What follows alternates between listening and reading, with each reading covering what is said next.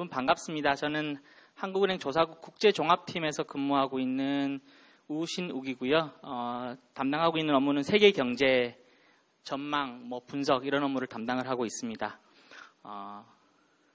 지금 들어오신 분들 조금 계셔서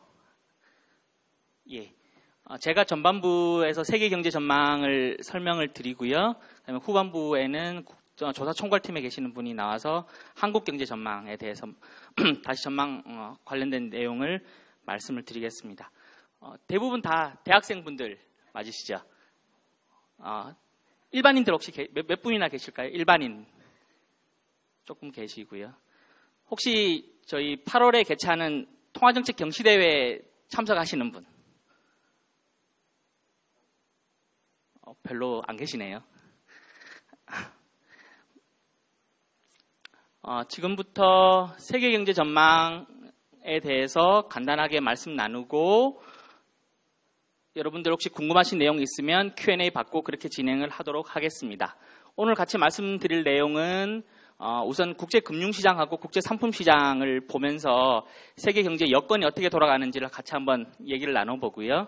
그 다음 파트로 세계 경제, 미국, 그 다음에 유로 지역, 중국, 기타 신흥국 순으로 이렇게 경제 권역별로 각 나라의 금년 경제 전망, 내년 전망, 그 다음에 각 나라 각 권역별의 리스크 요인이 뭐가 있는지 같이 한번 짚어서 이야기를 나눠볼까 합니다. 먼저 국제금융시장부터 한번 보겠습니다. 우선 주식시장인데요. 모건 스탠리사에서 발표하는 전 세계 주가 지수를 보면 작년 하반기에 이렇게 등락을 보이면서 이렇게 횡보했던 전 세계 주가 지수가 2015년 1월부터는 가파르게 이렇게 많이 올라가죠. 이렇게 금년 초에 가파르게 올라갔던 가장 큰 이유는 ECB, 그다음에 BOJ 이렇게 주요국 중앙은행들의 어떤 양적 완화 정책이 크게 작용을 하면서 국제금융시장의 유동성이 많이 풀린 것이 큰 어떤 드라이빙 팩터라고 할 수 있겠습니다. 그렇지만 한 5월, 6월 이후로는 이렇게 또 갑자기 많이 빠지는 모습을 보이는데요. 특히 이제 옆에 보이는 선진국과 신흥국을 나눠 놓은 지표를 보면 선진국에서는 그럭저럭 조금 버티는 모습이지만 신흥국에서는 좀 더 많이 빠지는 모습. 특히 중국 쪽에서 이제 얼마 전에 많은 이슈가 있었는데요. 중국 쪽에서는 주가 포인트가 5,000 넘어갔다가 거의 30%까지 많이 급락을 하면서 큰 좀 일이 있었는데 그런 요인들이 반영이 되었는데 주로 이제 중국 쪽에 급락한 요인은 중국 쪽에서 이제 경기 부양책을 끌고 가다가 5월쯤에 이제 시장 안정화 조치라고 하면서 몇 가지 조금 시장을 조금 이렇게 테이밍 한다고 할까요? 조금 이렇게 진정시키려고 했는데 그런 것들이 너무 과하게 시장에서 반응을 하는 바람에 좀 급락한 모습을 보였습니다. 선진국 주가를 조금 더 자세하게 들여다보면 미국 주가는 다우존스라든지 나스닥 지수가 쭉 같이 올라가는 모습 보이고 있고 일본도 마찬가지 모습을 보이고 있습니다. 다만 이제 일본이 저렇게 잘 올라가는 가장 큰 이유는 일본은행이 양적 완화 조치를 취하면서 기본적으로 N저 현상이 많이 발생을 했죠. N저 현상이 되면 어떻게 되죠? 일본도 이제 수출을 많이 하는 나라다 보니까 기업들의 수익성이 좋아지겠죠. 그럼 당연히 기업들의 수익성이 좋아지면 기업들의 수익성을 반영하고 있는 니케이 지수는 당연히 올라가게 되는 모습을 보이겠죠.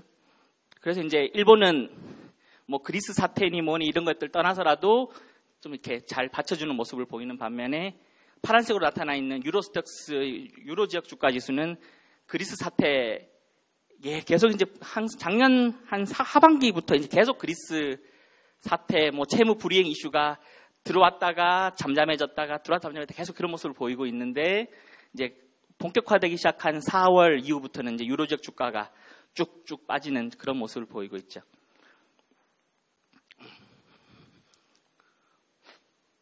그 다음으로 외환시장을 한번 살펴보면요. 외환시장에서는 가장 클 뿐만 아니라 가장 일반적인 현상이 올해 상반기 중에 가장 일반적인 현상은 달러화 강세입니다. 달러와 강세의 가장 그 기저에 깔려 있는 것들은 지금만 여러 번 계속 말씀드리고 있는 그 ECB의 양적 완화 정책하고 BOJ의 어떤 질적 양적 완화 정책 때문에 당연히 두 통화의 약세, 그로 인한 상대적으로의 달러와의 강세, 그런 게 작용할 수밖에 없는데요. 달러화는 미 연준이 작년 10월에 이제 QE를 종료를 했습니다. 그렇게 하다 보니까 기본적으로 달러화에 대한 수요가 이제 기본적으로 연준이 금리를 올린다는 생각을 가지고 있다 보니까 국제금융시장에서는 이제 달러화에 대한 수요가 많아지겠죠. 그런데다가 엔화 같은 경우에는 작년 10월 31일 날 이제 BOJ가 저기 양적 완화 정책을 발표를 해서 여기 작년 10월 달 그래프 보이실 겁니다. 아마 여기서 이제 엔 달러가 저렇게 급등을 하는 모습을 보이죠. 참고로 이 그래프는 왼쪽에 있는 축은 정상적으로 이제 엔 달러 축인데 오른쪽에 있는 축은 역계열입니다. 1.0이 위에 올라가 있고 1.5가 밑으로 가 있는 그런 계열이거든요. 저거는 이제 달러 유로로 환율을 표시하다 보니까 두 개의 그림을 같이 그리다 보려면 위쪽 방향이 달러의 강세를 뜻하는 달러 절상을 나타내기 위해서는 저렇게 역계열로 그려놓은 거니까 그래프를 읽으실 때 참고를 하시기 바라고요. 그래서 이제 엔화는 저렇게 쭉쭉 계속 올라가고 있고 유로화도 마찬가지로 유로화 ECB가 이제 올해 3월 달에 양적 완화 정책을 또 발표를 하면서 그런 영향들이 쭉 끌고 가는 모습인데요. 엔화 같은 경우에는 쭉 올라가다가 한 5월 정도부터인가요? 조금 약간 꺾이는 모습 보이는데요. 저런 꺾이는 모습을 우선 분석 시장에서는 평가를 할 때 기본적으로 이제 그린스 사태 때문에 어떤 뭐라고 할까요?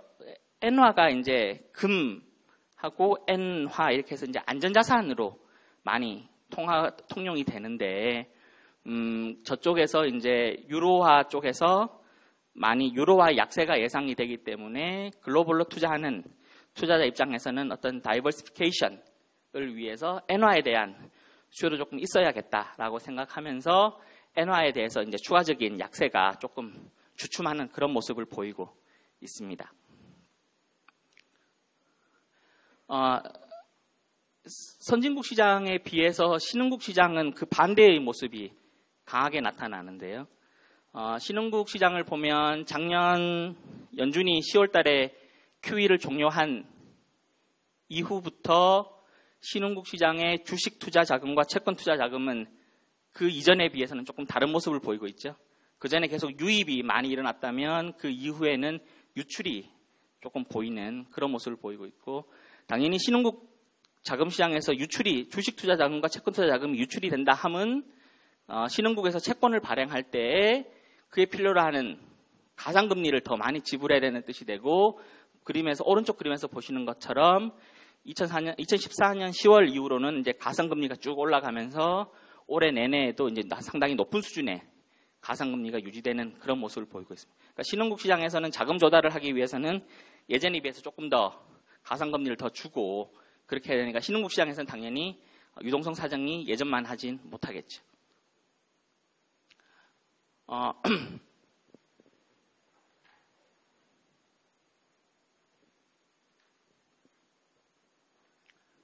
지금까지 금융시장을 한번 살펴보았고요. 이제 국제 상품 시장을 같이 한번 볼 텐데요. 이제 국제 상품 시장에서 가장 많이 보는 지표는 기본적으로 유가입니다. 유가 말고 이제 곡물이라든지 비철금속 가격 뭐 이런 것들도 많이 보지만 기본적으로 가장 봐야 될 주지표가 국제 유가인데요. 국제 유가가 2014년 상반기까지만 하더라도 100달러, 그러니까 배럴당 100달러 수준에서 뭐 WTI나 브렌트나 두바이나 다 비슷하게 움직이고 있다가 작년 하반기에 이제 급락을 하게 되죠. 그러니까 100에서 40까지 떨어졌으니까 60%까지 급락을 한 건데, 이제 이렇게 유가가 급락한 배경엔 뭐가 있었을까요?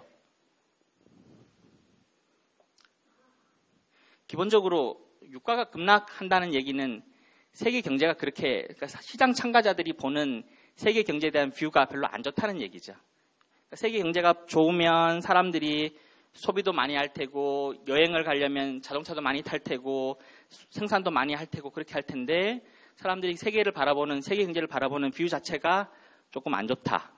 그다음에 세계 경제의 회복 속도가 기대만 하지 못할 것이다. 그런 생각을 많이 가지고 있었고, 그 이후 그거에 비해서 지금 아까 우리 금융시장에서 봤던 것처럼 달러화에 대한 강세가 또 다른 요인으로 작용을 하지요. 달러화하고 유가는 조금 반대의 방향을 보이는 경향이 있는데, 달러화가 강세를 나타내다 보니까 상대적으로 이제 유가가 좀 떨어지는 모습을 보였고요. 그 다음에 또 다른 측면에서, 공급 측면에서 진짜로 이제 뭐 이런 두루뭉실한 얘기 말고 진짜로 공급 측면에서는 미국 셰일 오일에서의 어떤 뭐라고 할까요? 셰일 오일의 초과 공급 상태가 너무 컸다. 예. 시장에서는 셰일 오일 쪽에서 이제 생산이 많이 이루어지는데 비해서 오펙은 1년에 2번 정도, 왜 우리가 경작책에 보면 뭐라고 하냐, 담합 얘기 쪽 나오면서 항상 이제 오펙, 그 대표적인 기구로 오펙 얘기하면서 하는데, 오펙이 1년에 2번 모여서 이제 회의를 합니다. 우리 다음 때까지 얼마를 할래? 이렇게 결정을 하는데, 작년 11월 달에도 저렇게 많이 떨어지고 있었는데도 불구하고 오펙은 우리는 하루당 3천만 배럴을 유지하기로 하겠다라고 결정을 합니다. 그러니까 오펙 입장에서는 어떻게 보면 셰일 오일로 생각되는 어떤 비전통적 방식의 석유 이렇게 시추 방식하고 오펙으로 대변되는 어떤 전통적 방식의 이거하고의 가장 큰 차이점은 그 생산 비용에서의 코스트거든요. 그러니까 그러면 이제 가장 기본적으로 우리가 생각할 수 있는 것이, 오펙의 전략은 계속 저유가를 끌고 가면서 생산 단가가 높은 셰일 오일 쪽에서의 고사, 이런 것들을 생각을 했다는 얘기죠. 그렇게 하다 보니까 이제 11월 이후에는 추가적인 급락세는 막았죠. 급락세는 막은 대신에, 그 대신에 이제 셰일 오일, 저걸로 인해서 진짜 셰일 오일 쪽에서는 생산량은 조금씩 둔화가 되고, 그 이후에 올해로 들어오면서 이제 4월 이후로 유가가 다시 반등하는 모습을 보이다가, 이제 다시 7월 이후에 다시 떨어지는데, 7월 쪽에 떨어지는 이유는 그리스 사태뿐만 아니라 그 다음에 이란 핵협상이 엊그저께 끝났는데요. 또 이란도 지금 수출을 못 하고 있었거든요. 그 경제 제재 때문에. 근데 이란도 되게 큰 산유국이잖아요. 근데 이란 쪽에서 그 핵협상 관련된 것들이 다 실무적으로 마무리가 되고 각국 의회에서 다 통과가 되면 그쪽에서 또 상당한 물량이 원유 시장 쪽으로 들어오기 때문에 그것들이 먼저 좀 선반영되어서 이렇게 유가 시장 쪽에서는 계속 하방 압력으로 작용을 하고 있는 그런 상황으로 이해를 하면 되겠습니다. 그래서 저희 한국은행에서 경제 전망을 할 때 유가를 당연히 전망을 해야 되고요. 그래서 한국은행에서 전제치로 하는 유가의 전제치가 한 금년 중에 60달러 수준, 내외 60달러 수준을 유지할 것으로 그 당시에 이제 7월 전망 당시에 전망을 했었는데, 지금 현재는 이란 요인 때문에 조금 더 내려가 있는 상황이긴 합니다. 기본적으로 오펙이 작년 11월 달에 일평균 3천만 배럴 하기로 해놓고 6월 달에 다시 한 번 더 했거든요. 그때도 또 일평균 3천만 배럴 하겠다고 또 그냥 그대로 생산 목표를 유지했어요. 그러니까 오펙의 생산 목표가 유지됐고, 유가가 올라가게 되면 셰일 오일 쪽에서 생산을 못하던 애들이 이제 다시 유가가 올라가니까 채산성이 맞게 되고, 그렇게 되면 그쪽에서 셰일 오일은 언제든지 다시 증산을 할 수 있는 가능성이 열려 있기 때문에 어떤 유가의 상방 압력이라고 해야 되나요? 그런 쪽이 계속 이렇게 눌리는 느낌이 있습니다. 그래서 그런 것들을 감안하면 올해 중에는 대체로 배럴당 60달러 수준을 유지할 것이다. 이제 이렇게 보고 있고, 실제 그 유가를 예측하는 기관들이 EIA라든지 세라, 그다음에 OEF 이런 쪽들이 이제 유가를 전문적으로 예측하는 기관들인데요.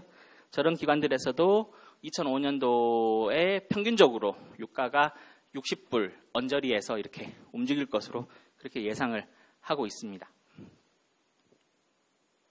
셰일 오일을 조금 더 설명을 드리면,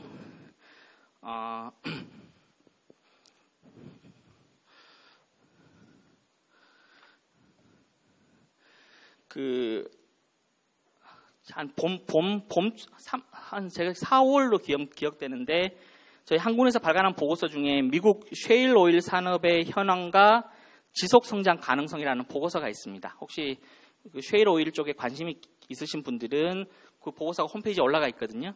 그 보고서를 찾아보면 셰일 오일에 대한 개괄적인 내용을 조금 더 이해하실 수 있는데, 셰일 오일 쪽은 그 전통 석유유에 비해서, 전통 석유류는 그냥 밑으로 이렇게 꽂아서 이렇게 뽑잖아요. 근데 이쪽 셰일 오일은, 저도 이제 문과 전공이지만 이렇게 밑으로 꼽고 옆으로 꼽고 그다음에 화합물을 넣어서 이렇게 분해해서 뽑는 방법이기 때문에 상당히 그냥 빨대처럼 꽂아서 쭉쭉 뽑아내는 전통적인 석유보다는 상당히 어렵고, 그래서 추정 기관마다 조금씩 다른데, 저희가 그때 분석을 했을 때는 대략 60에서 80달러 정도가 어떤 손익분기점, 셰일 오일 산업의 손익분기점이라고 봤고, 물론 이제 그런 시추하는 방법을 가지고 있는 회사마다 손익분기점은 다를 수 있겠습니다만, 그러니까 그 정도 이상으로 유가가 올라가주면 언제든지 셰일 오일 산업을 그 기술을 가지고 있는 회사들은 당연히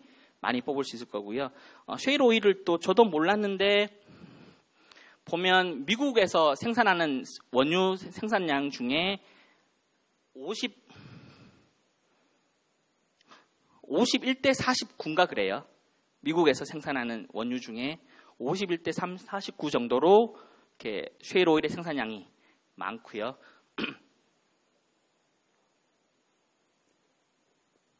그러면 유가는 앞으로 어떻게 되느냐 궁금할 수 있는데요.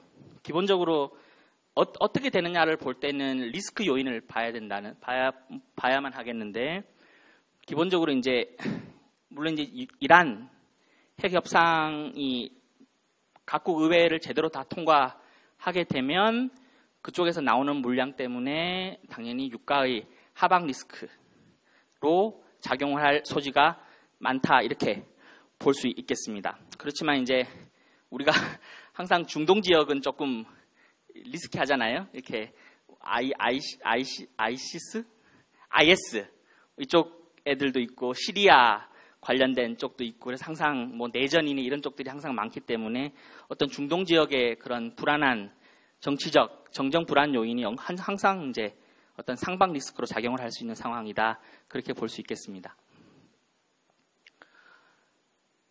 이상 이제 그 세계 경제 전망을 보기 위한 어떤 이제 경제 여건을 살펴봤고요. 이제 세계 경제 전망으로 들어가서 보면 한국은행에서 하반기 경제 전망을 할 때 올해는 한 3.2 정도, 내년은 한 3.7 정도 증가할 것이다, 이제 이렇게 전망을 했고, 올해 3.2라는 수준은 보시는 것처럼 2000년에서 2007년 평균인 4.5, 그러니까 글로벌 금융위기 이전 기간이지요. 뭐 어떻게 보면 저 기간이 버블을 쌓아왔던 기간일 수도 있고, 아니면 진짜로 제대로 세계 경제가 잘 작동을 했던 기간이다, 이렇게 볼 수도 있을 텐데, 어떤 뷰든 간에 위기 전에 한 4.5 수준에서 현재는 상당히 많이 못 미치고 있고요. 특히 이제 2012년, 3년, 4년 한 3.4 정도로 계속 이렇게 평타 수준으로밖에 성장을 못했는데, 올해는 그보다 조금 더 떨어지는 모습을 보였고, 이제 그 왜 떨어지는지 요인에 대해서 이제 다시 이제 부문별로 같이 살펴보겠지만, 기본적으로 세계 경제의 어떤 그 끌고 나가는 힘 자체가 위기 이전만은 못한 건 사실이고, 앞으로 저렇게 끌 수 있는 요인도 그렇게 크지 않다, 이렇게 볼 수 있겠습니다. 보통 이제 주요 기관에서 경제 전망을 할 때 이제 밑에서부터 이렇게 쌓아 올린다는 표현이 조금 이해되실지 모르겠는데, 이제 미국도 보고 유로 지역도 보고 다 이렇게 봐서 이제 그쪽들을 다 이렇게 애그리게 해서 이렇게 묶어 올리면 세계 경제가 어느 정도 될까, 이제 그렇게 보는데요. 그렇게 이제 묶어 올릴 때 이제 각국의 이제 비중을 알아야지 묶어 올릴 수 있을 텐데요. 세계 경제가 도대체 어떻게 구성되어 있냐 이렇게 본다면, 선진국이 4, 그다음에 신흥국이 한 6 정도 저렇게 차지를 하고 있고요. 선진국 중에서는 이제 미, 유로, 일본이 거의 대부분을 차지하고 있고, 나머지는 이제 그 캐나다, 이렇게 유로직이 안 들어가는 캐나다, 뭐 영국은 아니죠. 이런 나라들이 이제 다 선진국에 들어가고, 그다음에 신흥국 중에서는 중국이 가장 큰 포션을 차지하고 있고 그렇습니다.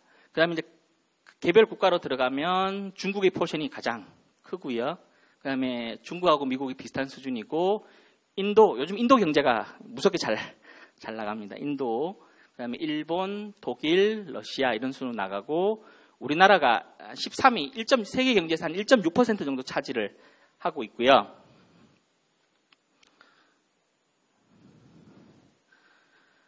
그래서 세계 13위인데, 그러면 지금 계속 문제를 일으키고 있는 그리스는 얼마 정도 될까요? 그리스가 세계 경제 차지하는 비중 자체가 0.26% 정도 되고, 유로 지역 내에서 보자면 한 2% 내외. 이제 그런 정도밖에 안 되기 때문에 IMF 총재도 그리스 사태 얘기하면서 이제 세계 경제 쪽에 얘기할 때 그리스 쪽에서 이제 크게 안 좋더라도 어떤 세계 경제에서 차지하는 비중 자체가 크지 않기 때문에 충분히 세계 경제에서는 큰 영향은 없을 것이다. 이제 그렇게 보는 뷰가 바로 이제 그런 쪽에서 나오는 것이고, 다만 이제 제일 큰 문제는 그리스 혼자만 안 좋은 건 괜찮은데 그리스 때문에 여타 다른 비슷한 성격을 가진 나라들한테 이렇게 전염이 되었을 때 이제 그런 영향들이 다 이렇게 모이게 되면 이제 눈덩이가 굴러가는 것처럼 이제 그렇게 된 효과는 있을 수 있겠습니다. 그래서 이제 올해 세계 경제를 끌고 가는 애가 누구냐 이제 이렇게 보면 기본적으로 이제 신흥국보다는 선진국 중심으로 끌고 나갈 것이다. 그렇게 볼 수 있고요. 그 다음에 리스크 요인으로는 미 연준의 통화정책 정상화, 그 다음에 그리스 사태에 따른 불확실성이 이제 여전히 작용하고 있다 이렇게 볼 수 있겠습니다. 글로벌 PMI라는 지수는 구매 관리자 지수라는 것인데, 보통 회사에서 자재 구매 담당하는 사람들한테 이렇게 서베이해서 물어보는 겁니다. 앞으로 어떻게 될 거냐? 그래서 회사에 뭐 물건 같은 거 많이 살 거냐 물어보는 지수인데, 모건 스탠리에서 발표를 하거든요. 근데 이제 선진국 같은 경우에는 이렇게 조금 50이 기준치고요. 선진국 같은 경우에는 쭉 계속 좋아지는 모습을 보이는 반면에 신흥국은 조금 안 좋은 모습을 보이고요. 세계 경제를 혹시 분석하실 기회가 보고자 하신다면 기본적으로 예측 지표로는 이런 PMI 같은 것들을 많이 보고요. 그다음에 OECD에서 발표하는 선행지수가 있습니다. OECD 선행지수도 세계 경제의 어떤 정저점을 미리 포캐스팅 한다는 지표이기 때문에 그런 지표들도 많이 봅니다.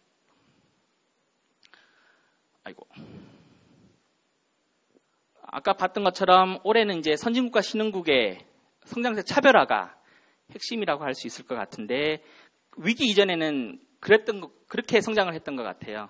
선진국에서 팔아주면 신흥국에서는 그 물건을 만들어서 수출한다. 그러니까 선진국에서 계속 소비를 해주고 신흥국에서 계속 그거를 수출해주면서 이렇게 선진국과 신흥국이 같이 쭉 올라가는 느낌이었는데, 이제는 조금 그렇게 올해는 그런 영향들이 좀 깨진 것이, 우선 기본적으로 작년에 그 국제 원자재 가격, 기본적으로 선진국의 어떤 수요 자체가 그렇게 강하지 않은 상황에서 국제 원자재 가격이 많이 하락을 했고, 국제 원자재 가격이 하락을 하다 보니까 그 원유라든지 그 국제 상품 쪽에 그 원자재 수출을 가지고 주로 먹고 사는 신흥국 쪽에 많은 나라들이 있는데, 대표적인 나라들이 이제 러시아나 브라질 이런 나라들인데, 보시는 것처럼 작년에 비해서 올해 좀 경제가 많이 안 좋아지는 모습입니다.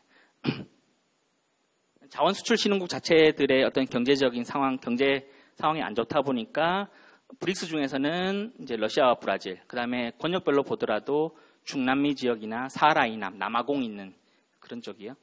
그래서 저런 쪽에서 경제적인 경제 성장률이 예년만 못할 것이다. 이제 그렇게 볼 수 있겠습니다. 교역 쪽의 얘기를 잠시 좀 끌고 왔는데요. 그러니까 신흥국이 수출을 하고 선진국이 소비를 해서 이렇게 서로 이렇게 피드백되는 과정을 거치면 좋을 텐데, 수요 자체가 그렇게 글로벌 수요 자체가 좋지 못하다 보니까 글로벌 교역 자체가 조금 안 좋은데, 기본적으로는 세계 경제의 회복세가 조금 안 좋고, 그 다음에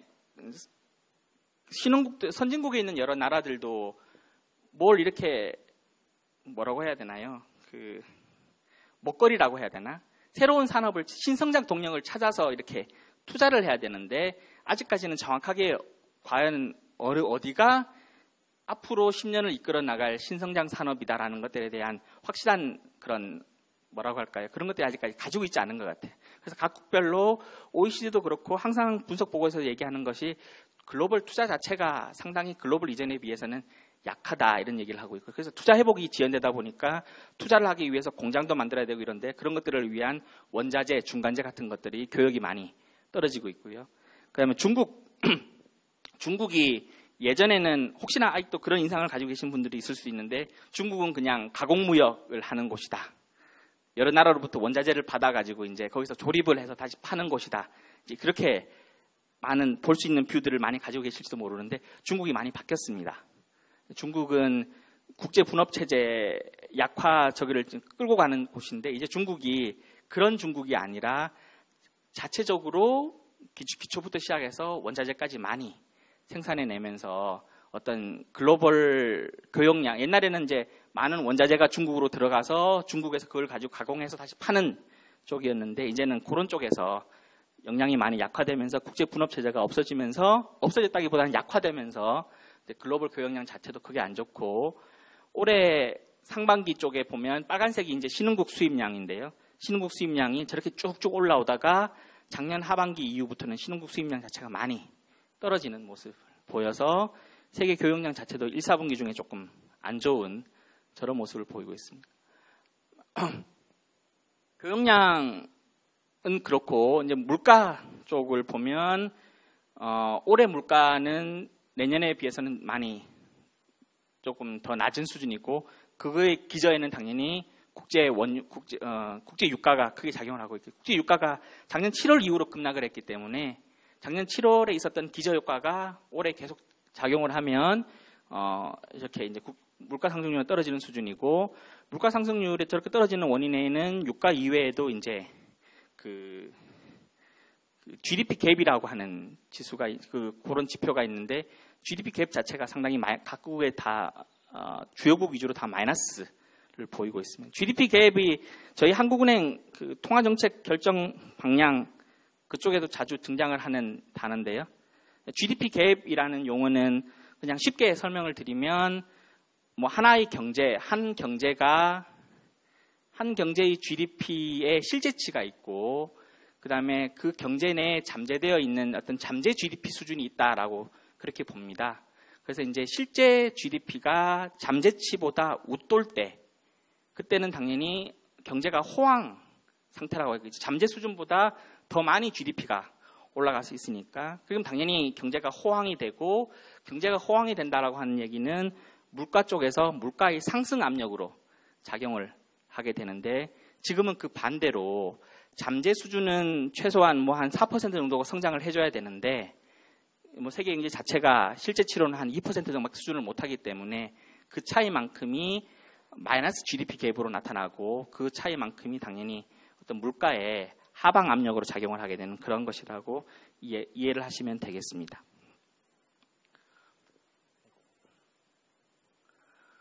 네, 이제 세계 경제 쪽을 봤고 그 밑으로 하위로 들어가서 한번 보겠습니다.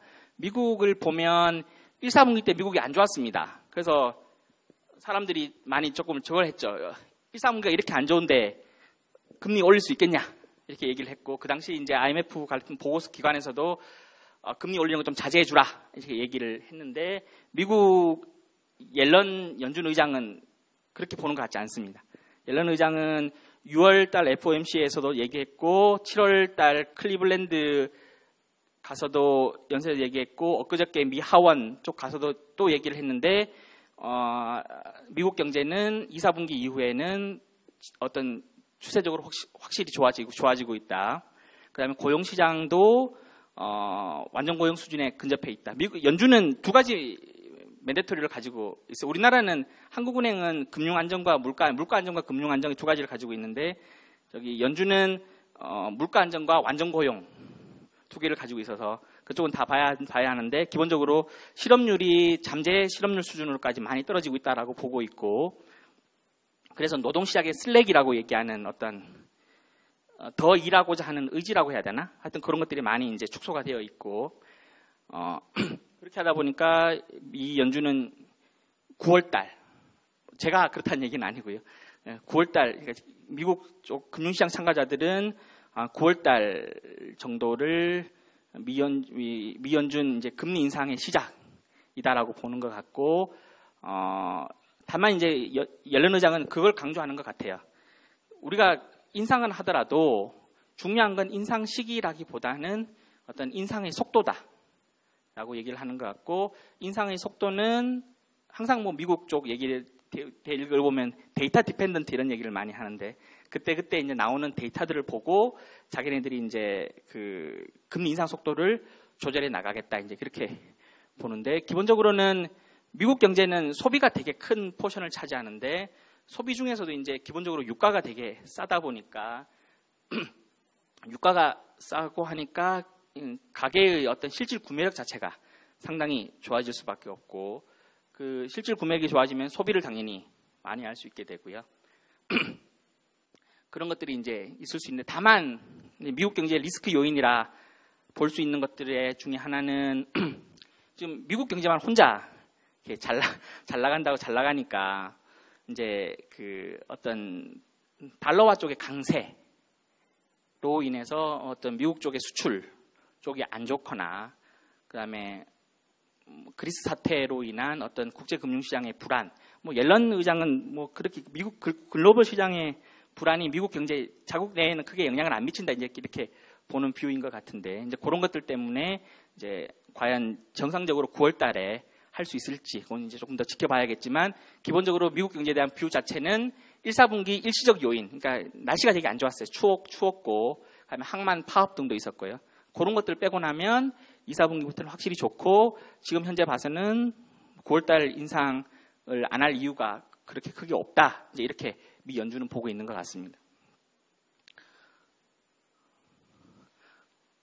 그다음에 유로 지역을 보시면요, 유로 지역은 완만한 회복세, 작년에 비해서는 완만한 회복세이긴 한데 이제 그리스 사태 때문에 그리스 사태가 이제 원래 6월 말이 만기였고 7월 초가 이제 막 이렇게 계속 협상이 진행되고 있는 와중이었는데 이제 저희도 이제 예측을 하려면 이렇게 전망 기간이 다 있고 한데 그리스 쪽에서 이렇게 해결이 안 되다 보니까 계속 이제 그리스를만 바라보는 그런 쪽이었는데 우선은 기본적으로는 ECB의 양적 완화 조치 때문에 유로화가 약세이고 유로화가 약세이다 보니까 이제 독일 중심국들을 중심으로 수출이 좋아요.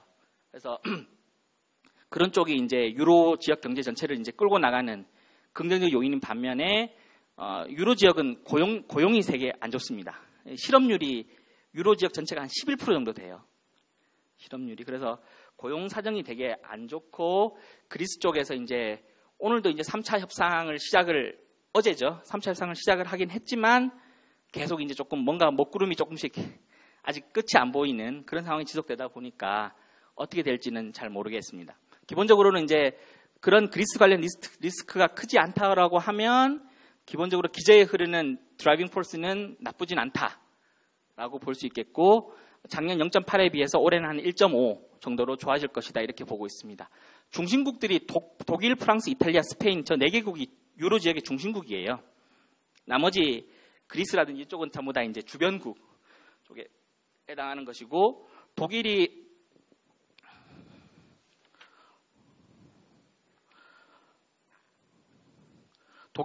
유로 지역 내에서 28%, 프랑스가 21, 이탈리아가 16, 스페인이 10% 정도 차지하면 합치면 한 70% 되거든요. 그러니까 유로 지역 경제는 저 4개국이 크게 좌우한다라고 보고 볼 수 있는데 보시는 것처럼 독일 뭐 1.6 정도면 나쁘지 않은 거거든요. 그다음에 프랑스도 민간 소비 중심으로 좋아지고 있고 이탈리아도 수출 쪽 괜찮고 스페인도 어떤 자금 조달 여건 등이 괜찮아지면서 중심국의 어떤 경제 회복세는 작년에 비해서는 더 좋다 이렇게 볼 수 있겠지만 이제 주변국 쪽에서 그리스 사태가 어떻게 될지 그 부분은 조금 더 봐야 할 것 같습니다.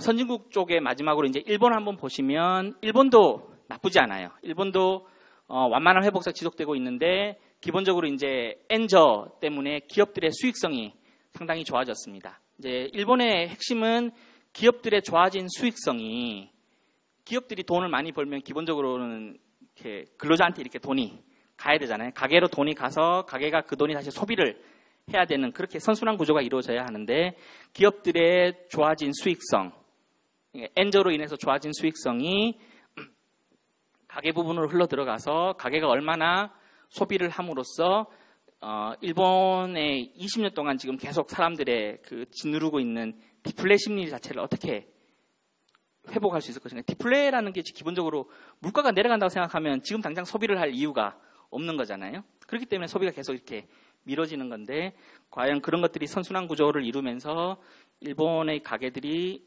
디플레 심리를 극복하는 것이 가장 큰 일본 경제의 어떤 관건이다 이렇게 볼 수 있겠고 중국 쪽의 경기 둔화, 중국 쪽 좀 이따 같이 한번 보시겠지만 중국 쪽의 경기 둔화 저런 쪽도 여전히 조금 리스크 요인으로 작용을 하고 있습니다.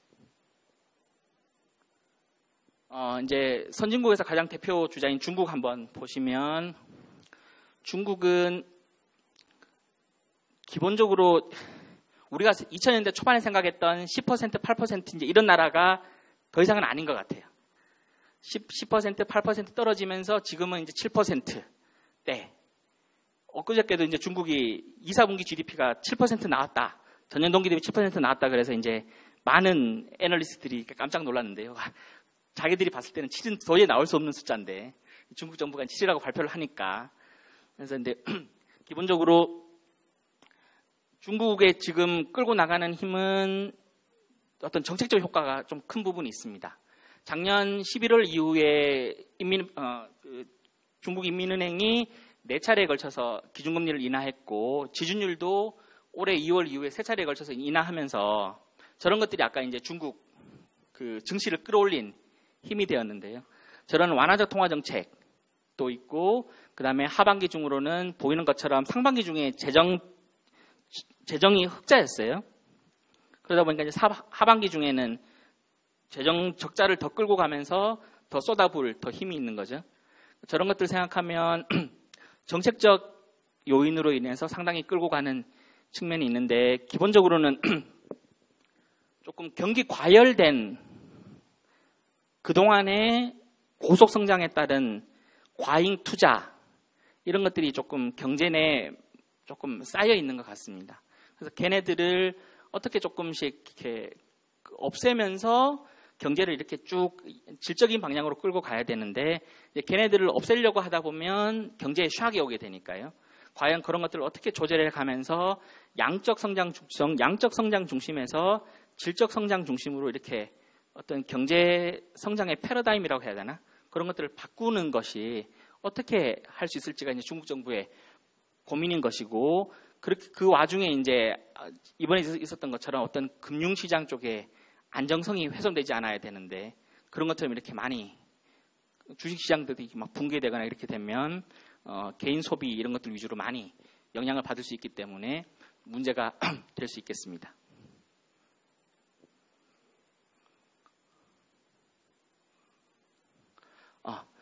이제 기타 신흥국 쪽을 한번 보면 이제 우리가 브릭스라고 얘기할 때 그 브라질, 러시아, 인도, 차이나 얘가 브릭스고요. 뒤에 있는 S는 그냥 복수를 나타내는 소문자이고 S를 대문자로 써서 이렇게 나타내면 그 S는 사우스 아프리카 남아공이 되어서 그 남아공까지 포함한 브릭스가 있고 남아공을 제외한 4개 국가의 브릭스가 있는데 그 앞에 이제 전제를 남아공을 뺀 브릭스를 보면 인도 경제는 아까 제가 모두에 말씀드렸던 것처럼 잘 나갑니다, 요즘에. 그래서 기준금리도 3차례 인하해서 투자를 적극적으로 유도하고 있고 소비자 물가도 상대적으로 안정되어 있는 상황이고 그래서 인도는 상대적으로 다른 나라들에 비해서 괜찮은 상황이지만 러시아하고 브라질을 보면 조금 안 좋죠. 러시아가 작년 하반기에 정책 금리를 저렇게 끌어올리죠? 정책 금리를 왜 끌어올렸죠? 러시아가? 작년 작년 말에 하반기에 유가 떨어지면서 러시아도 이렇게 원유 생산하는 나라인데 당연히 경제 안 좋아지고 환율 쪽에 루블화 절하 압력을 계속 받으니까 러시아가 정책 금리를 끌어올립니다. 저렇게 가파르게. 그리고 정책 금리를 끌어올리는 와중에 루블화가 절하가 되다 보니까 당연히 소비자 물가 상승률도 급등하게 되죠. 그런 것들을 막기 위해서 정책 금리를 끌어올렸고, 정책 금리를 저렇게 끌어올리게 되면 당연히 우리나라가 IMF 때 했던 것처럼 금리가 올라가게 되면 자금 조달 여력이 떨어지게 되고 그것을 감당할 수 없는 기업들은 많이 어렵게 될 것이고요. 그런 부작용들이 있기 때문에 러시아 경제는 조금 어렵습니다. 브라질 경제는 러시아보다도 조금 더 계속 올라가고 있는 그림인데요. 그 가뭄 쪽 때문에 소비자 물가가 급등을 하고 있다라고 나오는데, 또 다른 애널리스트 보고서를 읽어보면 어떤 정치적 불안, 부패 뭐 이런 것들이 조금 있습니다. 그래서 브라질 경제도 당분간은 조금 회복이 가파른 개선 어려울 것 같고, 소비자 물가 상승률을 억제시키고 인플레이션을 방지하면서 정책 금리를 다시 원래대로 내려서 어떤 생산 활동에 들어갈 수 있게 하기에는 조금 시간이 걸릴 것 같다라는 생각이 듭니다. 이제 마지막으로 그 세계 경제 전문 쪽에서 아세안 5 국가를 한번 보려고 하는데요. 아세안 5는 인도네시아, 태국, 말레이시아, 필리핀, 베트남을 말하고 뭐 세계에서 차지하는 포션은 크지 않지만 그래도 영내 국가이고 하니까요.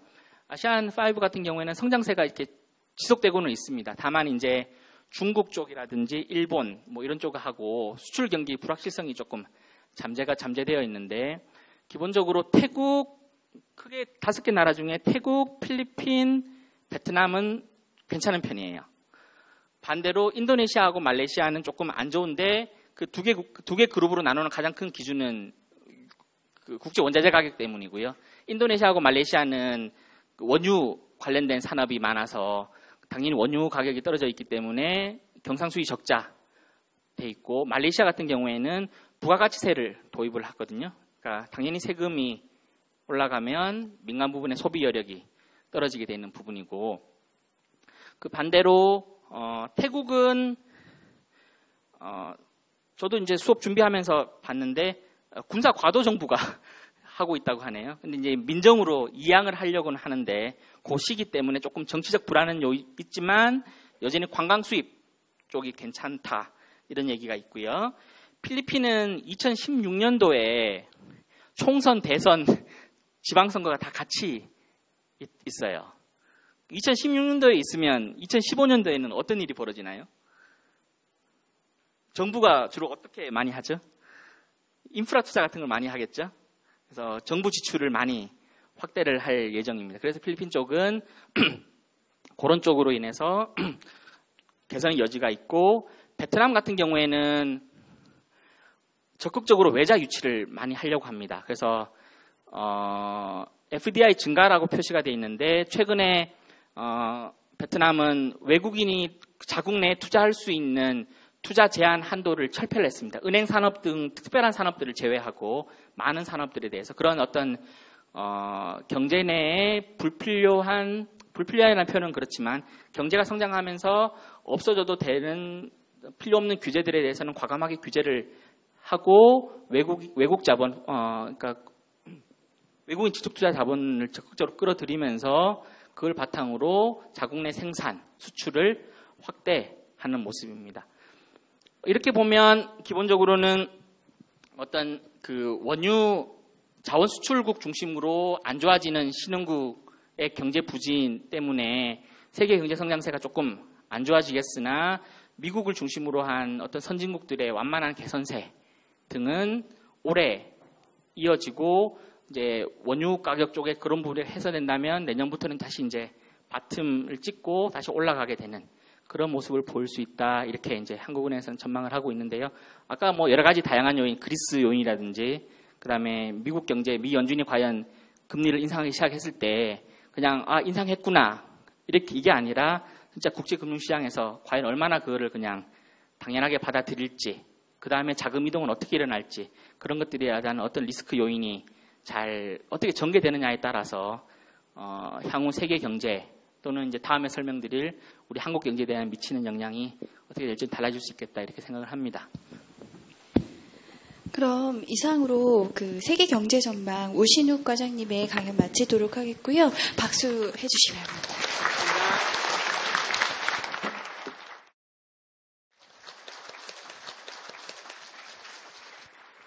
예, 안녕하세요. 일단 뭐 아직 자리 정돈이 안 됐으니까 몇 가지 다른 얘기를 해드리면, 제가 이게 오늘 이번이 3번째거든요.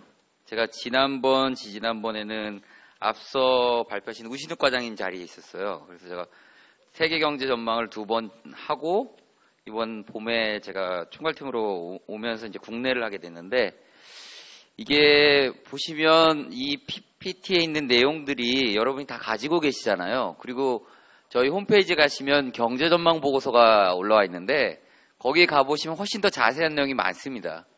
그래서 오늘 강의는 여러분이 귀한 시간 내서 오셨는데 요거 뭐 설명은 해드려야겠지만 뭐 단순히 이거를 뭐 제가 뭐 그대로 읽기보다는 전망과 직접은 관련이 안 되지만 뭐 우리나라 경제와 관련된 여러 가지 이슈들, 전망을 하다 보면 보이는 여러 가지 이슈들에 대해서 여러분이 좀 생각해 보시라는 의미에서 몇 가지 좀 말씀드리고, 전망 관련은 뭐 어차피 시간이 별로 없어요. 제가 한 40분 정도 있기 때문에 최대한 빨리 넘어갈 테니까 뭐 자세한 게 더 궁금하시면 PPT 여러분 가지고 계신 거나 아니면 더 궁금하시면 경제전망 보고서 저희 홈페이지에 다운받으실 수 있으니까 그거 참고하시면 되겠습니다. 뭐 힘드시겠지만 좀 참고 40분만 참아주시고 따라와 주시면 감사하겠습니다. 첫 번째 저희가 전망을 할 때는 일단 우리나라가 대외 여건의 영향을 많이 받기 때문에 대외 이런 전제치라는 걸 씁니다. 그러니까 세계 경제 성장률이 얼마일까? 그다음에 국제 유가는 얼마일까? 그러니까 국제 유가는 아시겠지만 중요한 게 우리나라 물가에 미치는 영향이 상당합니다. 그렇기 때문에 이제 이런 전제치들을 세우고 전망을 하게 됩니다. 그러니까 달리 말하면 전제치가 틀리면 전망이 틀릴 확률이 크겠죠. 왜냐하면 그런 기반 하에서 저희가 전망을 하기 때문에 이런 전제치가, 예를 들면 유가를 저희가 지금 보면 올해 61불로 잡았는데 유가가 100불까지 막 뛴다. 물론 이제 그런 나쁜 가정을 여러분이 제가 하면 안 되지만, 이거 편집해야 되나? 잠깐. 그렇지만 어쨌거나 이거 갑자기 이런 그 위험한 발언을 했네요, 제가. 예. 유가가 지금 61불인데 많이 오른다. 그러면 저희가 전망한 소비자 물가 전망이 틀리게 되는 거죠. 반대로 유가가 떨어지면 틀리게 되는 거고. 그러니까 지난해 하반기에 국제 유가가 많이 떨어졌지 않습니까? 지난해 상반기만 해도 유가가 그렇게 떨어질 거라고 생각한 사람은 아무도 없었습니다. 근데 하반기 들어서 유가가 정말 급락을 해가지고 40불대까지 떨어졌는데, 그렇게 떨어지면 저희의 소비자 물가 전망이나 경제 성장 전망은 그런 당초에 예상했던 경로를 벗어날 수밖에 없는 구조입니다. 그래서 일단은 전제치 관련 말씀을 드리면, 저희가 세계 경제 성장률을 3.2% 이번에 전망하면서 낮췄고요. 지난번에 저희가 4월 전망에는 3.4%였습니다. 0.2% 낮췄고요. 2%포인트라고 하죠, 보통. 낮췄는데, 물론 다 주요 기관들마다 다 낮췄습니다. 이게 저희가 이제 전망을 계속 낮추니까 이제 너무 낙관적으로 전망하느냐 하는 비판도 많이 받곤 하는데, 솔직히 말씀드리면 딴 데도 똑같고요. 이게 전망을 하면서 참 담당자 입장에서 되게 어려운 게, 그 부정적 리스크만 보고 그게 현실화될 거라고 생각하면서 전망을 할 수는 없는 건데, 최근의 경향을 보면 긍정적 리스크, 그러니까 흔히 말하는 전망에 올라갈 요인보다는 하방 쪽으로 가는 리스크들이 더 많이 현실화되면서 전망치가 조금씩 낮아져 가는 그런 모습입니다. 그래서 뭐 국가별 성장률은 뭐 이렇게 되고 뭐 유가는 아까 말씀드렸지 올해는 조금 오르는 거고 내년에는 조금 더 오르는 걸로 봤고요. 지금 이제 여기서 가장 지금 이슈가 되는 게 세계 교역 신장률입니다. 그러니까 우리가 수출로 먹고 사는 나라이기 때문에 물론 이제 뭐 수출 외에도 많지만 수출이 되게 우리나라의 경제에서 차지하는 영향력이 큰데 세계 교역 신장률이 최근 들어서 많이 낮아졌습니다.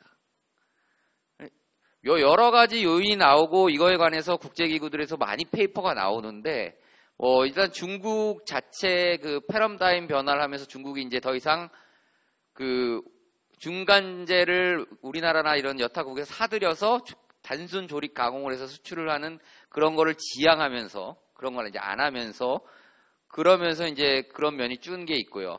그 다음에 아무래도 세계 경제 성장률도 글로벌 금융위기 이전보다는 많이 낮아졌고 그 위에 이제 여타 많은 요인 뭐 보호무역 강화니 뭐 많은 요인들이 지적되고 있는데 뭐 솔직히 잘 모르겠습니다. 이게 딱히 뭐다. 근데 중국 요인은 확실히 큰 것 같은데요.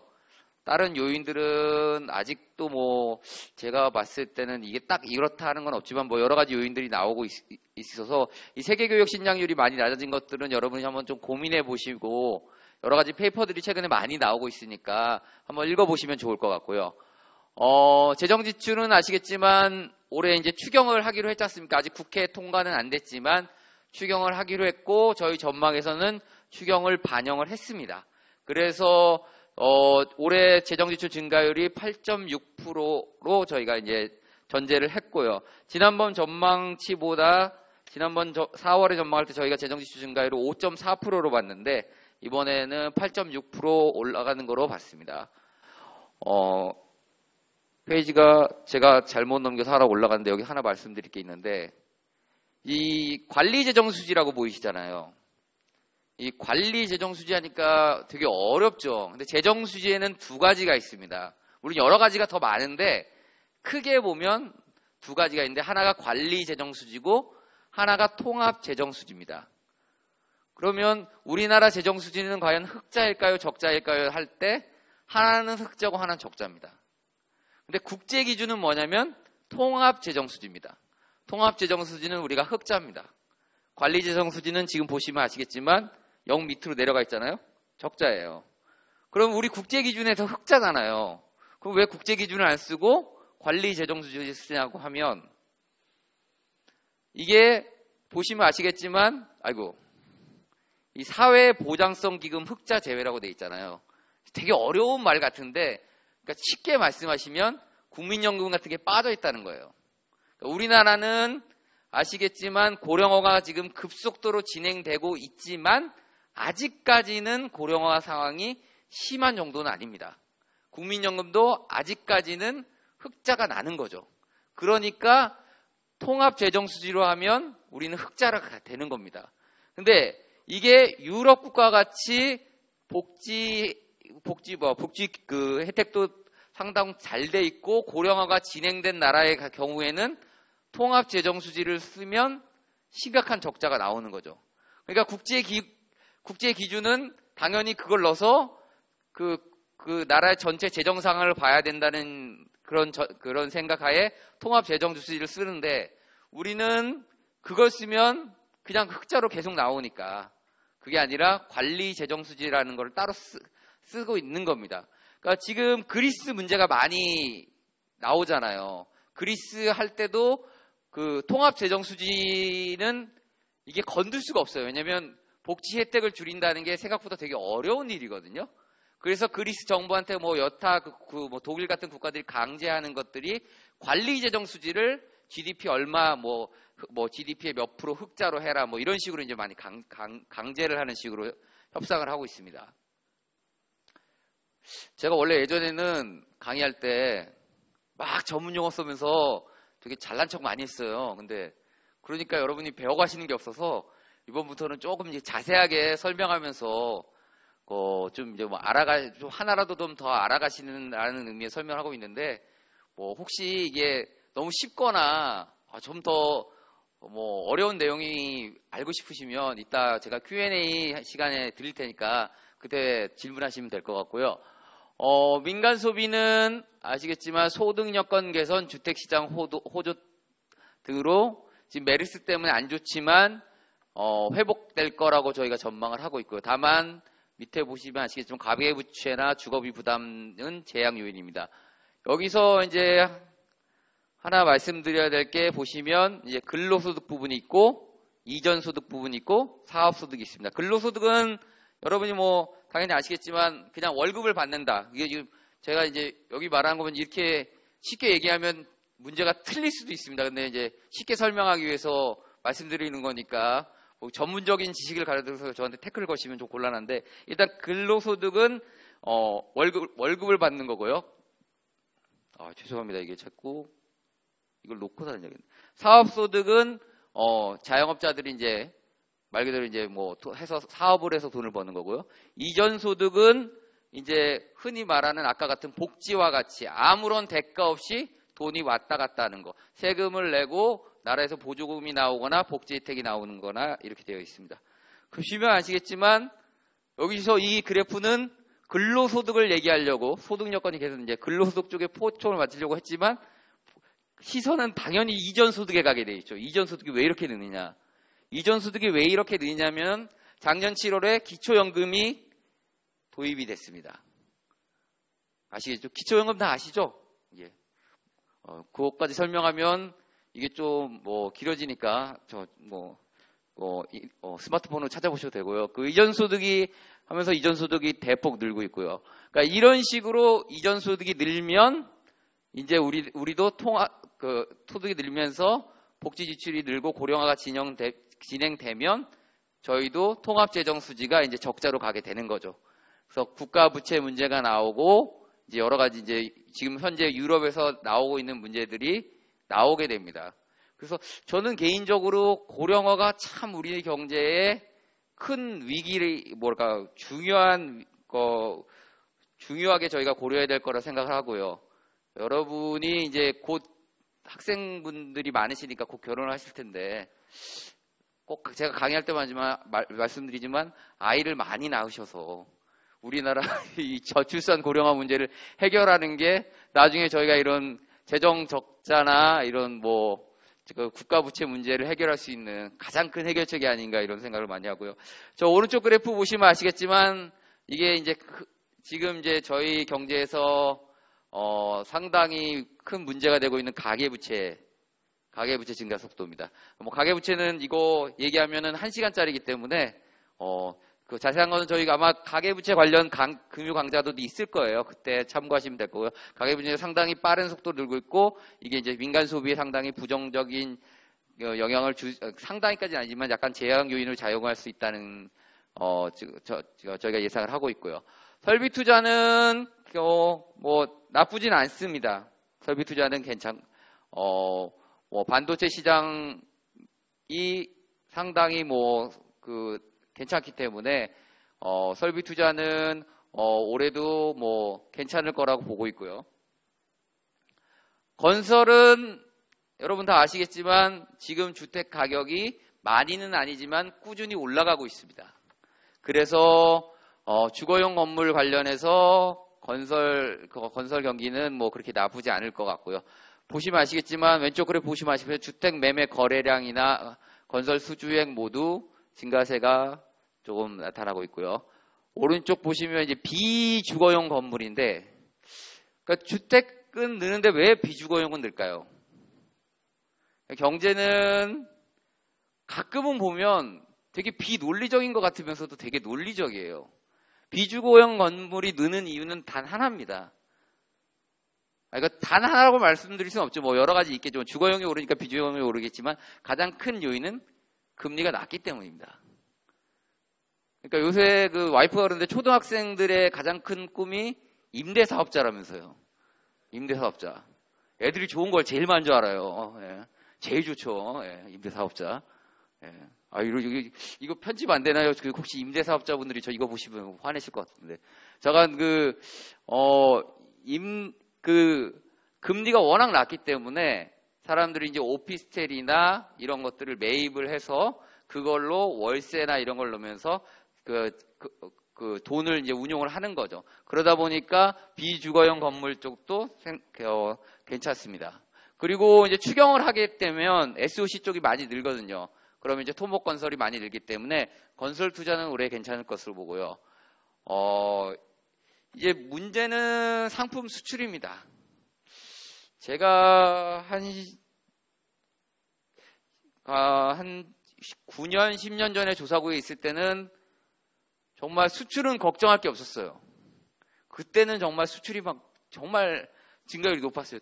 항상 두 자릿수였기 때문에 수출하고 내수하고 너무 차이가 난다고 막 그러면서, 그리고 뭐 작년, 재작년도 그랬는데 올해 들어서 수출이 확 마이너스 되면서 지금 수출 우려가 많이 늘어나고 있는데, 그러니까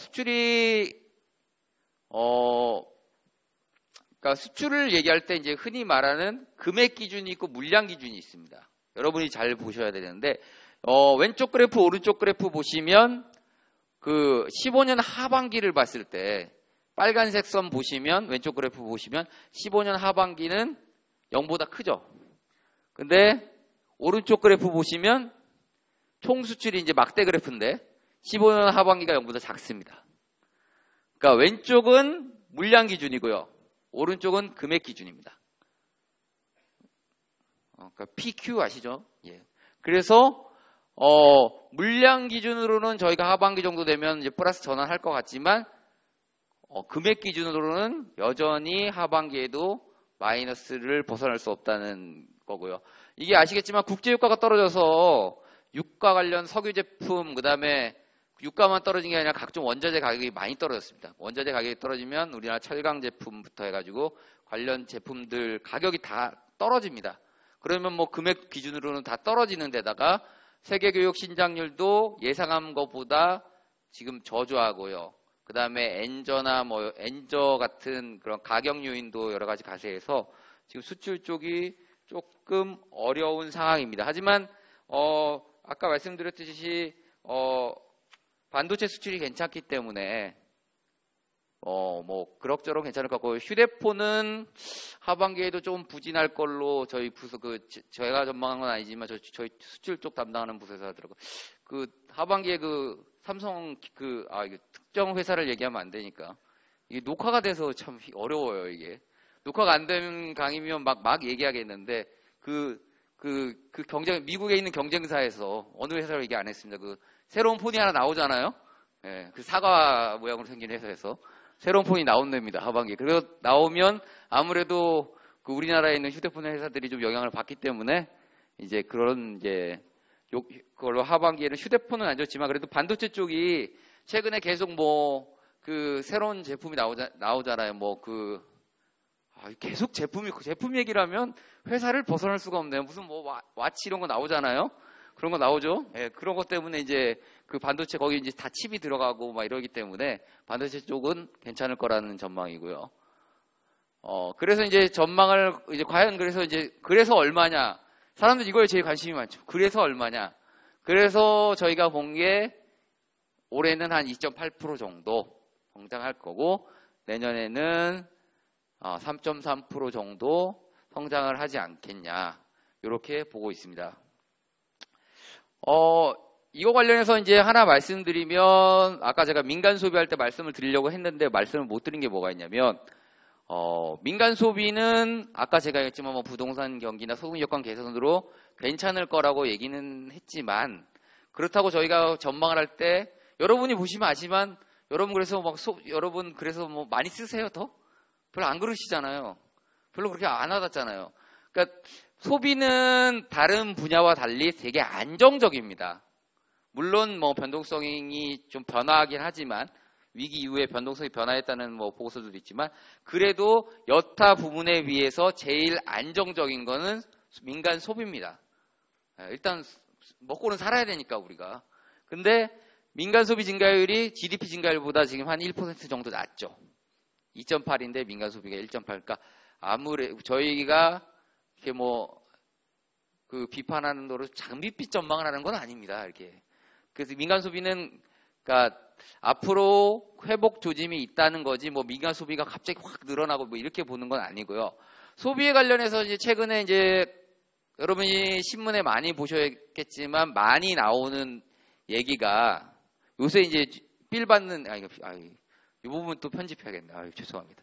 요새 많이 나오는 이야기가 그 소득주도 성장론입니다. 들어보셨어요? 요새 IMF나 각종 국제기구에서 많이 나오고 우리나라 지금 뭐 최저임금도 막 높이자고 했을 때 가장 근거가 됐던 이론이 이제 소득주도 성장론입니다. 다 들어보셨잖아요. 이렇게 모르는 척하고 계세요. 신문에 많이 났는데. 예. 반응 너무 없네요. 근데 그 소득주도 성장론을 혹시 모르는 분에 대해서 말씀드리면, 그러니까 예전에는 제가 이제 말씀드렸던 한 그 10년 전쯤에는 수출이 우리나라 같은 수출이 엄청나게 좋았습니다.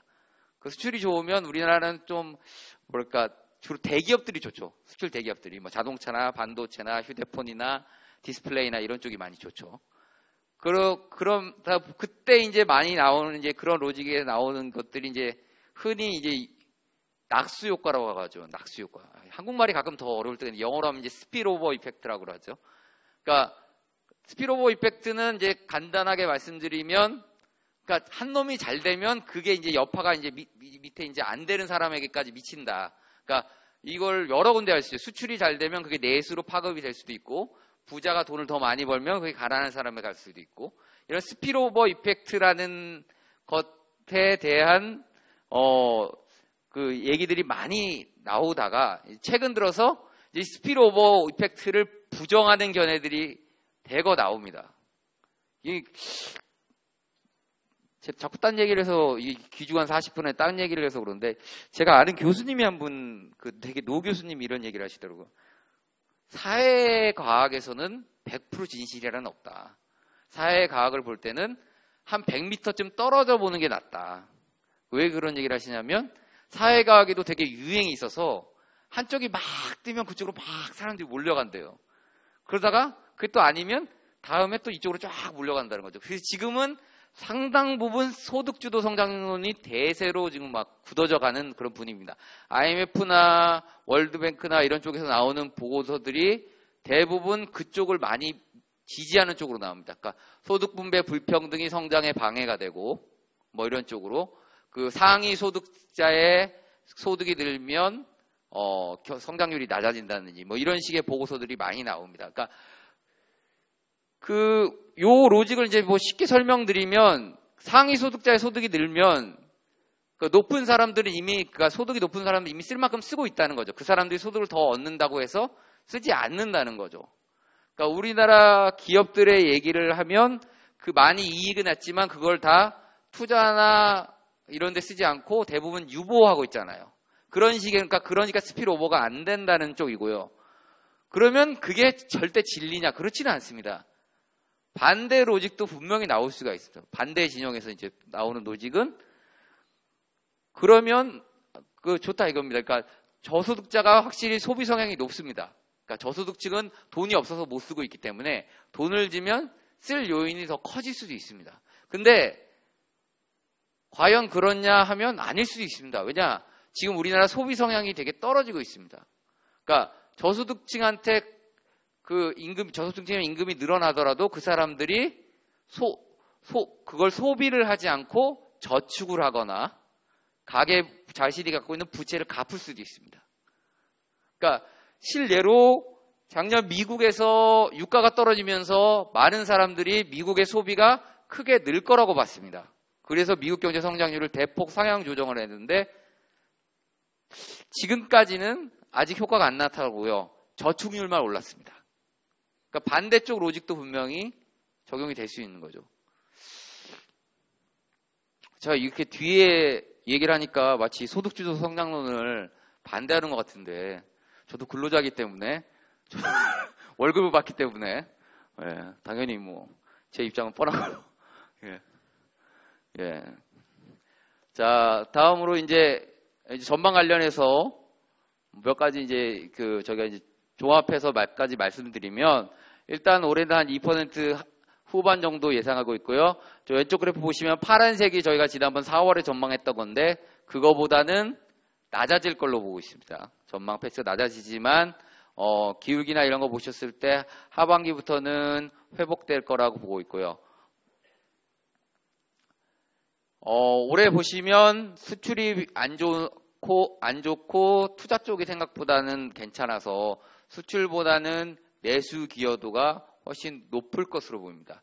그러니까 제가 예전에 전망했을 때는 항상 수출이 높았어요. 그래서 내수가 막 그러는데 지금 상황이 이제 어떻게 보면 웃을 일인지 모르겠지만 상황이 상당히 거꾸로 된 분위기고요.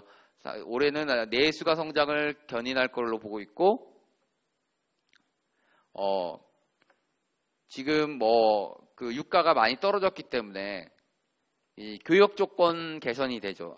이 교역 조건 개선을 조금 설명을 해드려야 되는데, 교역 조건은 단순히 말씀드리면, 그러니까 저희가 이제 수입하는 제품의 가격이 있잖아요. 그러니까 수출하는 제품의 가격이 있을 거고, 우리 입장에서는 수입하는 제품은 가격이 떨어지고 수출하는 제품은 가격이 오르면 저희가 좋은 거잖아요. 그렇잖아요. 그러면 이제 교역 조건이 개선이 되는 겁니다. 반대면 교역 조건이 악화가 되는 거고. 그러니까 예전에는 교역 조건이 계속 악화가 됐던 게, 예전에는 유가가 계속 올랐어요. 2004년부터 유가가 계속 오르니까 저희가 저희 원자재를 많이 수입하잖아요. 원자재 가격이 오르니까 수입품 가격은 계속 오르는데, 저희가 주 수출품이 IT 제품이 많잖아요. IT 제품 여러분 아시겠지만 가격이 계속 떨어져요. 신제품이 나와야 가격이 다니까 떨어지다가 신제품이 나와서 올라가고 이렇게 내려가는 거라서 가격이 계속 떨어지는데, 저희 교육 조건이 계속 많이 악화가 돼서 항상 그 소득 증가율이라는 GDI가 생산 증가율보다 낮았습니다. 크게 낮았죠. 말도 안 되게 차이가 많이 나죠. 4% GDP가 4% 성장했는데 소득 증가율은 0%대고 막 이랬는데, 유가 하락으로 교역 조건이 개선되면서 올해는 두 개가 좀 비슷하고, 그래도 소득 증가율이 조금 높을 것 같고요. 고용 말씀드리면, 고용은 지난번 전망보다 저희가 조금 전망치를 낮춰서, 지난번 저희가 42만 명 42만 명 봤는데 33만 명으로 하향 조정했고요. 아무래도 여러 가지 요인이 있겠지만, 이제 메르스 영향 때문에 서비스업 쪽이 좀 안 좋습니다. 작년에 보시면 아시겠지만 42만 4천 명, 파란색이 이제 서비스업입니다. 파란색인데 올해는 좀 줄었고요. 제조업은 저 노란색인가요? 주황색인가요? 저거 14.6에서 14.5. 제조업은 그래도 괜찮은 수준입니다. 그리고 이 서비스업에서는 말씀 안 드린 게, 저희 금융업에서 상당 부분 구조조정도 있었습니다. 그래서 서비스업이 좀 안 좋은 거고요.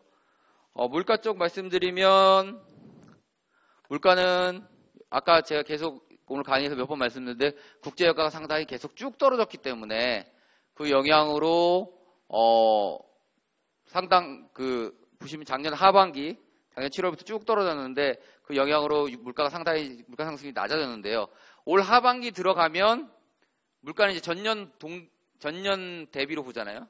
저희 이제 전문용어 전년 동기 대비로 보는데, 하반기 들어가면 이제 떨어진 데다가 증가율을 걸기 때문에 이제 그런 국제유가의 그 하락의 효과가 점점점 사라질 거기 때문에 그런 면도 있고, 농산물 가격이 가뭄 때문에 농산물 가격이 좀 오르고 있습니다. 그런 것 때문에 하반기 가면 물가 상승률이 조금 높아질 것으로 보아서 연간 기준으로는 한 0.9% 예상하고 있고요. 경상수지는 쭉 확대가 돼서 저희가 이 참 상품 수지가 이게 말이 많아요. 언론에서 많이 보셨겠지만 불황형 흑자라고 많이 얘기하잖아요. 언론에서 보셨어요? 역시 대답이 없으시군요. 예, 불황형 흑자라고 하죠. 불황형 흑자라고 이제 보도가 많이 되고 있는데, 그러니까 이런 개념인 거죠. 그러니까 수출이 마이너스인데 수입이 더 크게 줄었다. 그러니까 경상수지가 흑자가 낮지만 이건 좋은 게 아니다. 말이 안 되는 얘기는 아니죠. 그러니까 이게 예를 들면 러시아가 이제 그 유가가 떨어지면서 경제가 되게 어렵잖아요. 러시아 경제가 되게 어려운데 그 유가가 떨어지면 러시아 경제가 되게 어려우니까 러시아가 경상수지 적자가 될 거라고 생각을 하는데 러시아가 경상수지 적자가 아니에요. 왜냐? 수입이 더 줄었어요. 왜냐면 러시아가 그 유가가 떨어지면서 루블화 가치가 엄청나게 떨어졌어요. 그러니까 예를 들면 우리 원화로 얘기하면 지금 원화가 오늘 제가 환율 안 봤는데 요새 한 1100 몇십 원 하잖아요. 그게 갑자기 한 2000원이 된 거예요. 2000원, 3000원이 된 거예요. 그러면 여러분이 수입재를 쓰실 수가 없는 거죠. 그러니까 여러분이 뭐 예를 들면 수입한 뭐 가전제품이나 뭘 샀을 때 그 가격이 2배, 3배가 되면 여러분 안 사실 거 아니에요. 그러다 보면 이게 수입이 더 크게 줄고 흑자가 나죠. 그런 것들이 이제 불황형 흑자의 대표적인 예인데 저희는 그거랑은 좀 상황이 다르지 않다는 게 저 개인적인 생각입니다. 왜냐하면 일단은 물론 수출이 좋지는 않아요. 좋지는 않지만 수출이 마이너스가 된 가장 큰 원인은 가격 요인입니다. 물량으로는 그렇게까지 나쁘지는 않습니다. 물량으로도 물론 좋다고는 할 수 없지만 그게 이제 첫 번째고요. 이게 뭐 구조적인 요인이 많이 작용합니다. 아까 말씀드렸듯이 중국에서 이제 가공무역을 더 이상 이제 하지 않겠다고 가공무역 억제책을 펼치고 있습니다. 그러니까 저희가 이제 GDP는 부가가치 개념이잖아요. 부가가치. 이 부가가치 하면 참 어려워요. 제가 처음에 조사국 있다가 그러니까 GDP 통계를 만드는 국민소득팀에 갔는데 총생산 뭐 부가가치 이런 얘기를 하는 거예요. 부가가치가 뭐지? 막 영어로 하면 value added인데 그게 뭔가 하면 그러니까 단순하게 생산 공정마다 그러니까 생선으로 얘기하면 생산 공정마다 얼마만큼 가치가 창출됐냐는 거죠. 그러니까 예를 들면 그 사과 회사 폰이 이제 중국에서 만들어질 때 중국에 이제서 만들어서 이제 미국이나 여러 나라로 팔려가는데 그 판매가 뭐 예를 들면 50만 원에 판매가 됐다고 하면 그게 과연 얼마만큼 나라에 떨어지느냐 이걸 봐야 되잖아요. 그러면 일부는 거기 들어간 플라스틱이나 철이나 뭐 이런 거에 들어가는 사람도 있고 일부는 조립하는 공임으로 들어갈 거고 일부는 이득으로 들어갈 거죠. 근데 과거 그런 분석들을 보면 중국에는 크게 떨어지는 게 없다. 뭐 그런 분석도 많았었죠. 핸드폰을 만들어도 대부분 이제 그 미국에 있는 그 본사가 다 가져간다 이런 얘기가 많았었는데, 그러니까 부가가치가 중요한데 이제 중국도 이제 단순히 이렇게 부가가치가 안 되는 가공무역, 단순 가공무역, 단순 노동을 통한 이런 가공무역은 안 하고 자기도 고부가가치 산업을 하겠다는 겁니다. 그러니까 중국 입장으로서는 너무나도 당연한 거죠. 근데 저희는 지금까지 중국의 그런 중간재나 부품을 수출해 갖고 중국이 그걸 부품을 조립을 해서 미국이나 여타 시장에 수출하는 구조로 이제 저희 수출이 상당히 호황을 누렸거든요. 그러니까 중국 수출이 늘어나면 우리나라 수출도 늘어나고 상당히 좋았는데 중국 정책이 바뀌면서 우리가 이제 영향을 많이 받게 된 거죠. 그러니까 여러 가지 구조적인 문제가 많이 얽혀 있기 때문에 이거를 뭐 단순히 이렇게 딱 불황형 흑자다 이렇게 말씀드리기는 되게 곤란한 것 같고요. 일단 여기까지가 제가 이제 준비한 거고요. 시간이 남았으니까 몇 가지 더 말씀을 드려도 되죠? 예, 제가 50분 내로 확실히 끝내드릴게요. 걱정하지 마시고요. 일찍 가고 싶은 분도 많겠지만 그래도 제가 이제 뭐 한 거는 하니까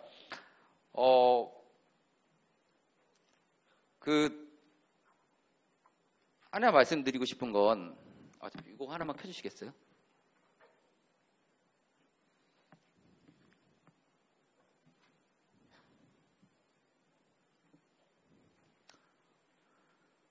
자, 이렇게 딱 보시면 되게 안 와닿으시죠? 민간 소비, 건설 투자.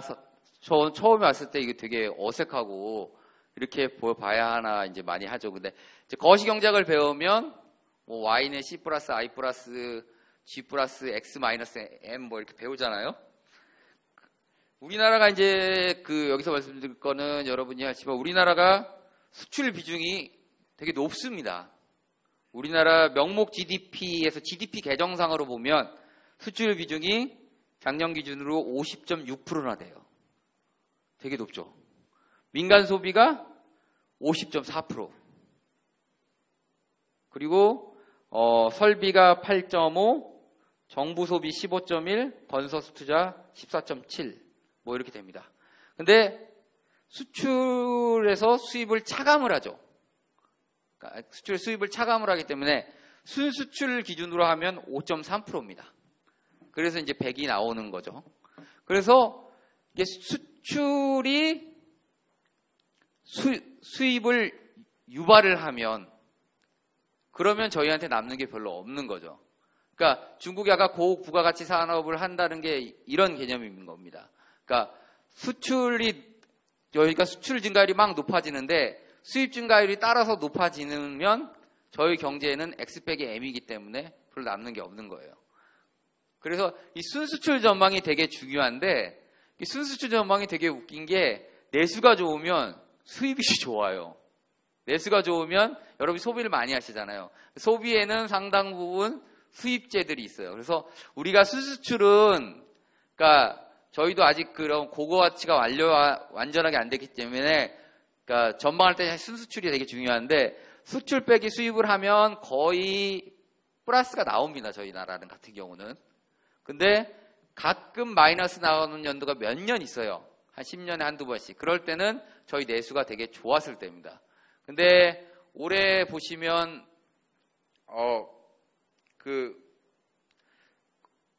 수출은 1.5%, 수입은 1.7%로 수입 증가율이 조금 높아 보이고 이거는 아무래도 이제 아까 말씀드렸듯이 수출보다는 내수가 우리나라 경제를 견안하기 때문에 이렇게 수입 증가율이 높게 나오는 거고요. 이 순수출 전망이 아마 그 전망 기관들마다 가장 큰 차이가 나는 부분일 겁니다. 그리고 메르스에 관련해서 이제 여러분이 관심이 많잖아요. 메르스가 얼마나 영향을 줬을까? 아무도 관심이 없으신가요? 좀 관심이 있다고 좀 해주시지. 예. 메르스 얘기까지만 하고 끝낼게요. 37분이니까. 메르스가 이제 지금 많이 진정돼 가는 분위기긴 합니다. 물론 안심할 수는 없지만. 그래서 각종 지표들 보면 많이 이제 나아진 건 같은데 문제는 이게 아직도 외국인 관광객들이 우리나라 여러분들은 이제 여기 이 근처에 없으시겠지만 저는 몸소 느끼는 게 점심을 먹으러 명동에 나가보면 예전에는 중국 사람으로 뒤덮여서 정말 너무 힘들었어요. 근데 지금 가보면 중국 사람이 거의 없어요. 특히 면세점 같은 데 가보면 뭐 사람들이 상당히 줄을 서 있었는데 최근에 가보면 거의 없죠. 그런 면들은 아무래도 조금 더 가지 않겠냐는 게 저희 생각입니다. 그러니까 지금 메르스가 한 이제 5월 말에 발발해서 한 6월 초부터 큰 문제가 되기 시작했고 이제 7월까지 왔는데 7월 들어서는 많이 이제 회복이 돼가죠. 이렇게 경제 지표들이 많이 회복이 돼가지만 중국인 관광객이나 외국인 관광객 문제가 있기 때문에 그 영향은 한 7, 8월까지 가지 않겠냐. 그리고 또 7, 8월이 아쉽게도 이제 그 성수기잖아요. 휴가철 성수기이기 때문에 아무래도 이제 그쪽 관련 업종들은 타격이 좀 있을 걸로 보고요. 그게 이제 저희가 전망을 지난번에 3.1에서 2.8로 낮춘 거에 가장 큰 요인 중에 하나입니다. 저희 담당 부총재분께서 기자회견에서 밝히셨지만 전망 조정한 가장 큰 요인은 일단 메르스, 그 다음에 수출이 생각보다 안 좋았고 가뭄의 효과도 있고 이런 세 가지 요인은 마이너스 요인이었고요. 플러스 요인은 역시 추경이 정부에서는 한 0.3 성장률 0.3%포인트 정도 올릴 거라 생각을 하는데 추경이 플러스 요인이어가지고 그래서 저희가 3.1에서 2.8로 전망을 낮췄습니다. 예. 제가 오늘 준비한 건 여기까지고요. 제가 여러분한테 좀 다른 얘기를 많이 해드리려고 하다 보니까 좀 두서없이 된 것 같은데 그래도 여기까지 오셨는데 하나라도 얻어가셨다 생각하셨으면 좋겠고요. 예, 강의 오늘 여기까지 마치겠고요. 질문 있으신 분 질문해 주시면 감사하겠습니다. 그러면 이것으로 2015년 하반기 국내 경제 전망을 마치도록 하겠습니다. 강연 집중해 주셔서 수고하신 김정훈 과장님 정말 감사합니다.